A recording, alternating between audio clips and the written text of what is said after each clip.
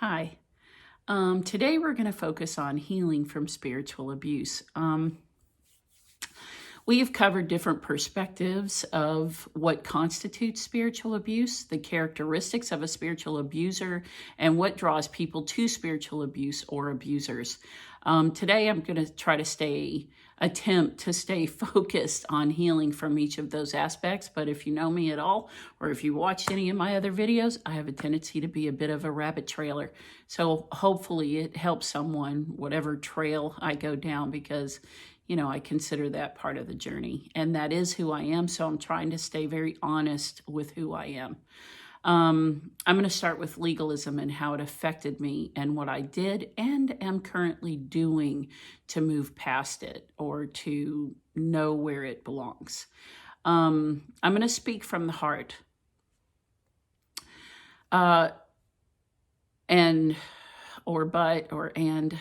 This is a bit of a touchy topic for me.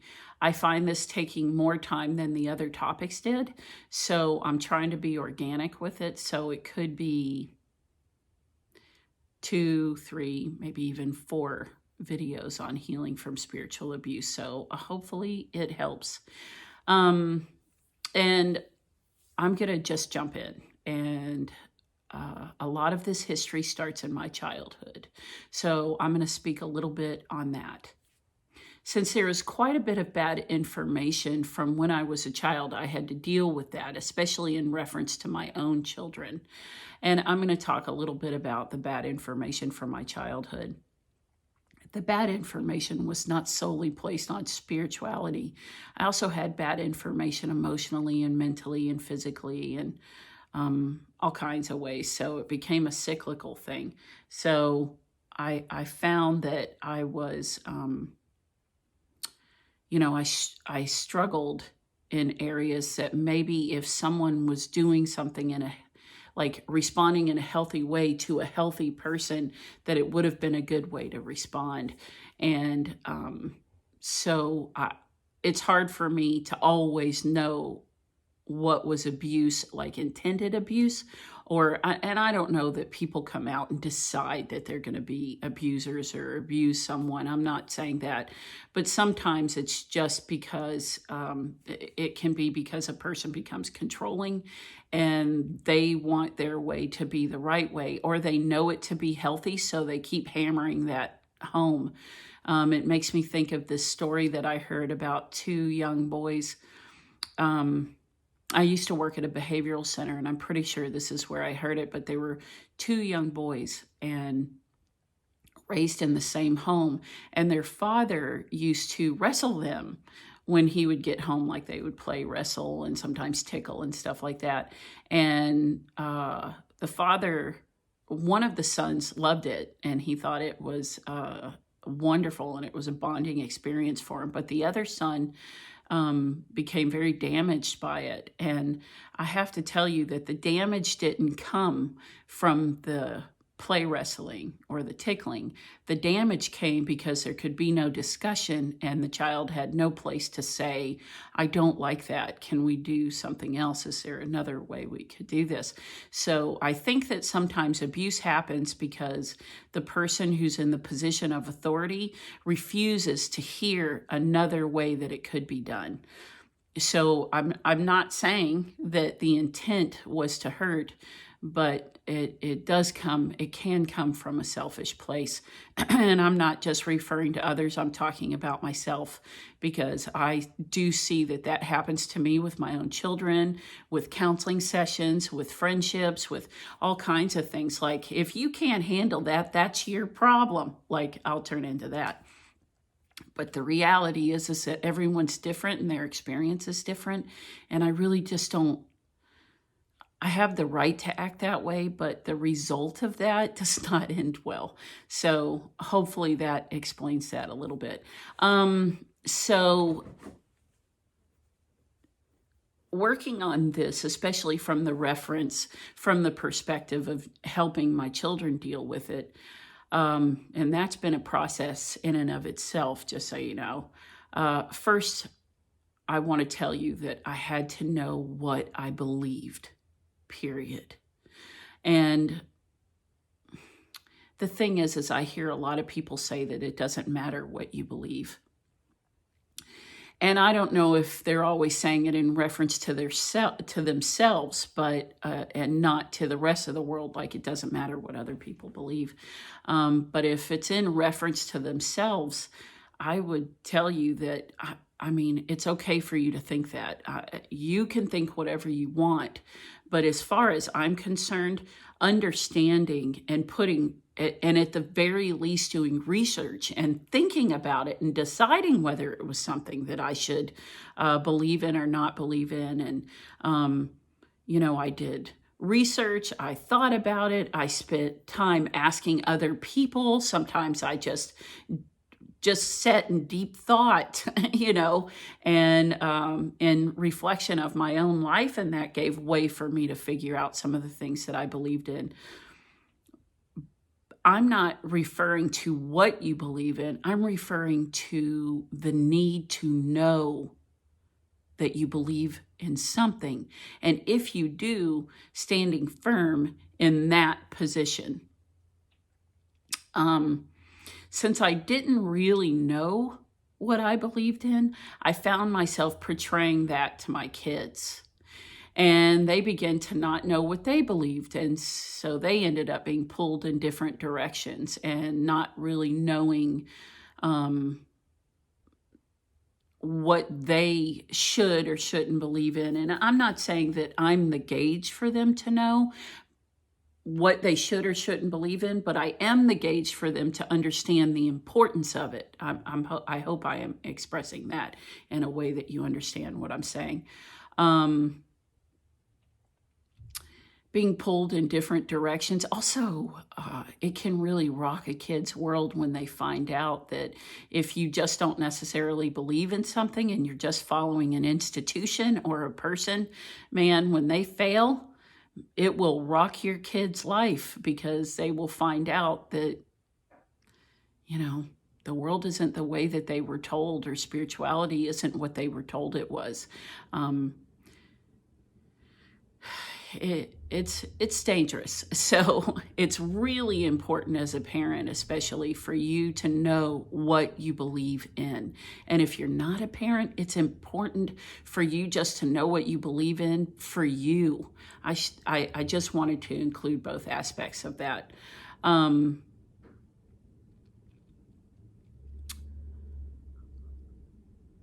But the biggest way I figured out, and I started to, the biggest way I started to think about what I believed in, and I told you I was going to tell you the truth, so I'm just going to tell you the truth. The biggest way that I got what I believed was watching other people's lives.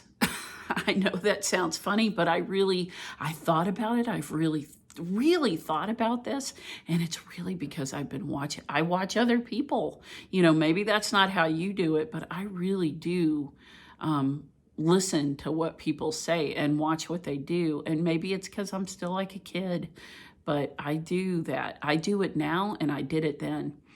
And this is especially in reference to spiritual leaders, since they tended to be the most vocal in promising a better life. So I watched them to see what they got out of it, like the truth of what they got out of it and how they treated other people versus what they said. And, I had a very high expectation of someone giving information and then not following it. That really was a difficult thing for me to reconcile. Hypocrisy was and is a big issue for me, which is why I try to be honest, even if it's ugly.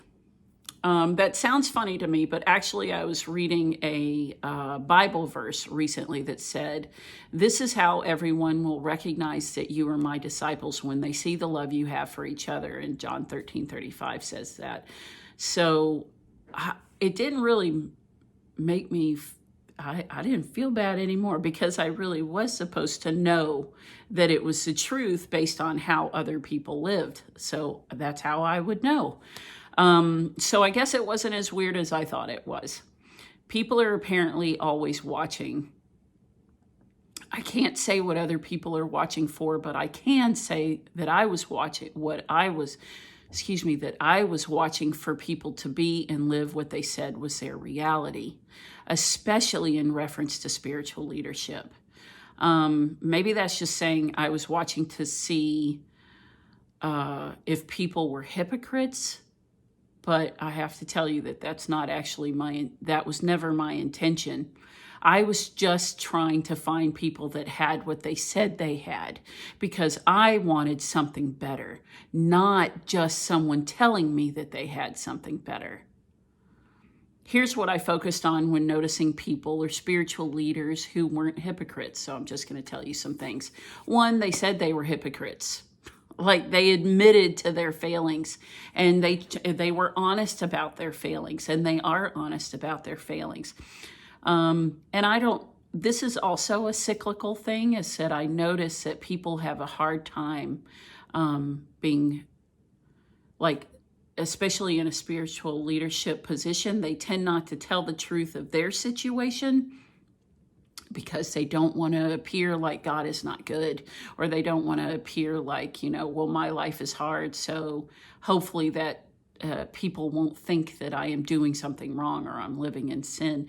But that's religion and legalism in and of itself, because the things that happen to you are not necessarily deserved or not deserved.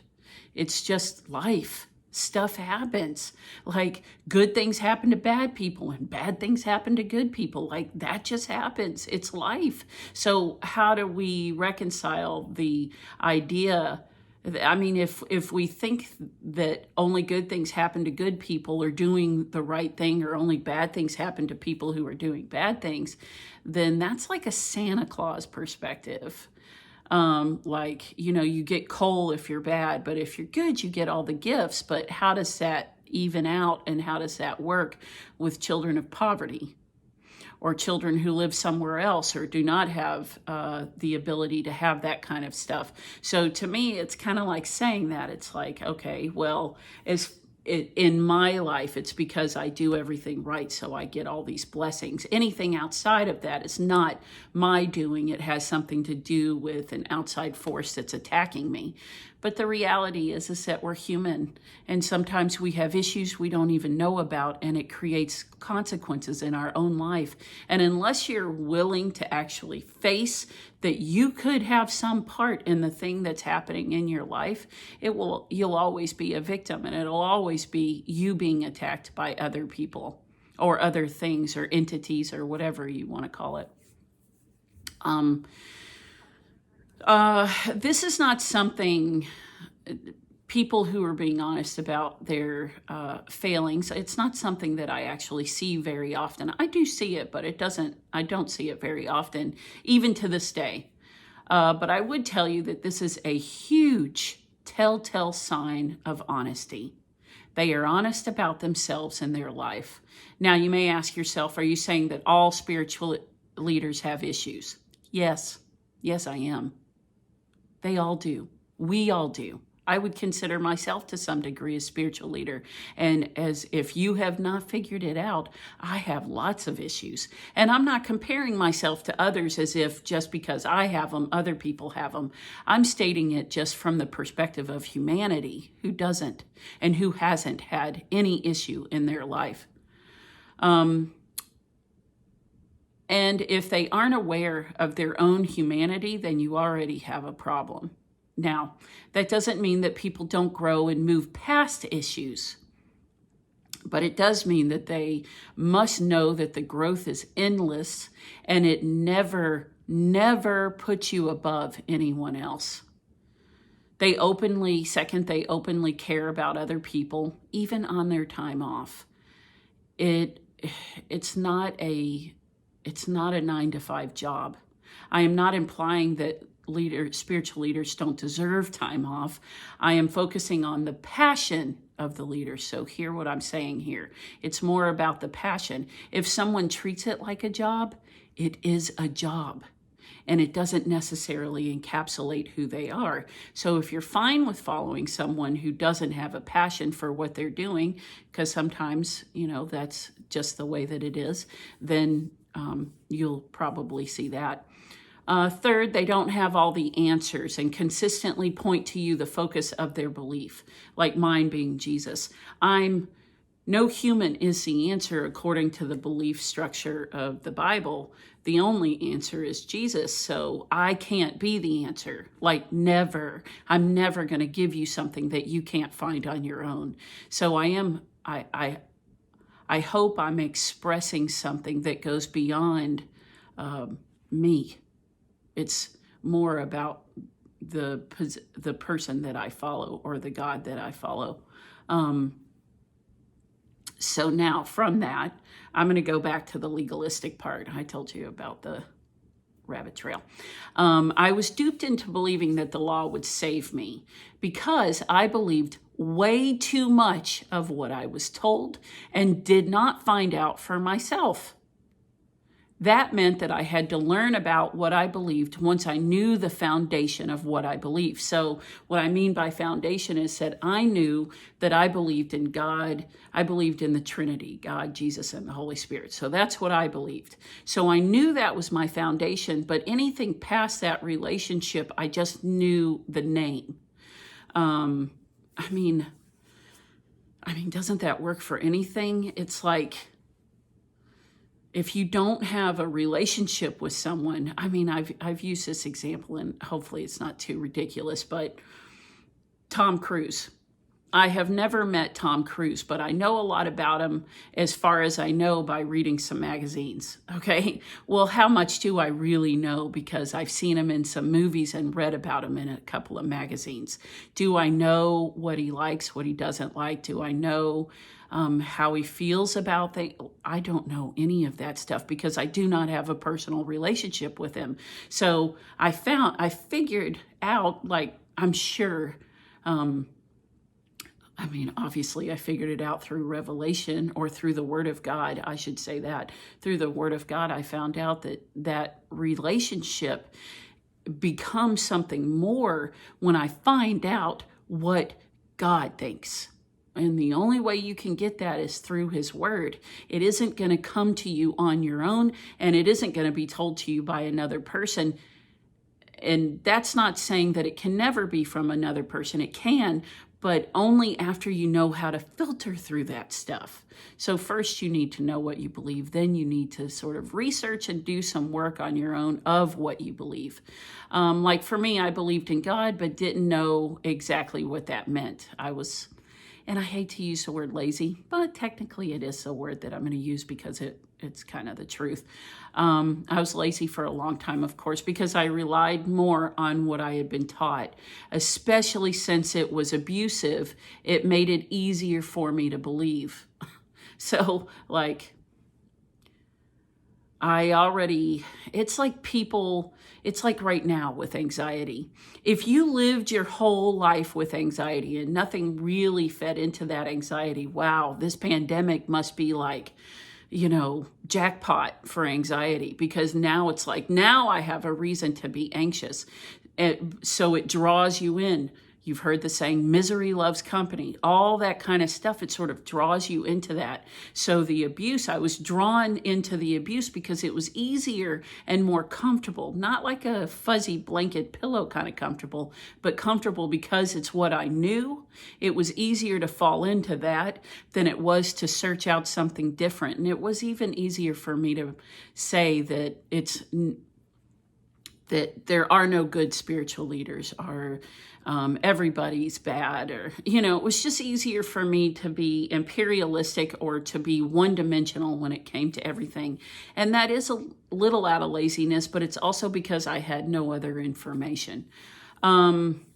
Here's the truth. From what I can tell, we all give bad information. Sometimes a lot, sometimes a little bit.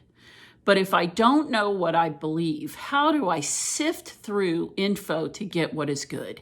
If I don't know what cooked chicken looks like, how will I know when it's cooked? Do I eat it and hope for the best?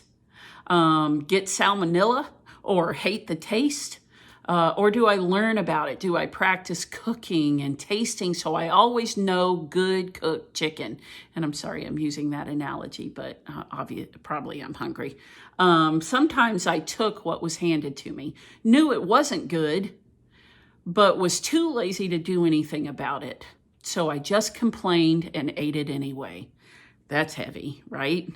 So at some point, if you know something's not good, trust that, because at the very least, you can figure it out on your own. Why trust another human being with your soul? Why trust another human being with your mental stability or your emotional stability or your physical stability? Like any of it, why trust anyone besides even yourself, first of all? So I'm not saying you should necessarily trust yourself at first, because what you do need to do is you need to find out what you do believe so you know what to trust. Here's the last thing for today. What did I do to deserve anything? What have I done to deserve anything, whether it is good or bad? What did I believe was the gauge for good or bad? If I believed the things that had been told to me over the years, I would have to believe that I was the worst. But when I studied the Bible, I found out that I don't have to do anything except believe. Not anything except believe. I mean, think about that. Even belief was a gift. Let's look at that for a minute. Anything? Nope. Just believe. Do I need to follow the 10 Commandments? No. Do I need to stop drinking? No. Do I need to go to church? No. Do I need to love Jesus? No. Do I need to be kind? No. Do I need to stop anything or start anything or get rid of an addiction or be a better parent? Or do I need to do anything?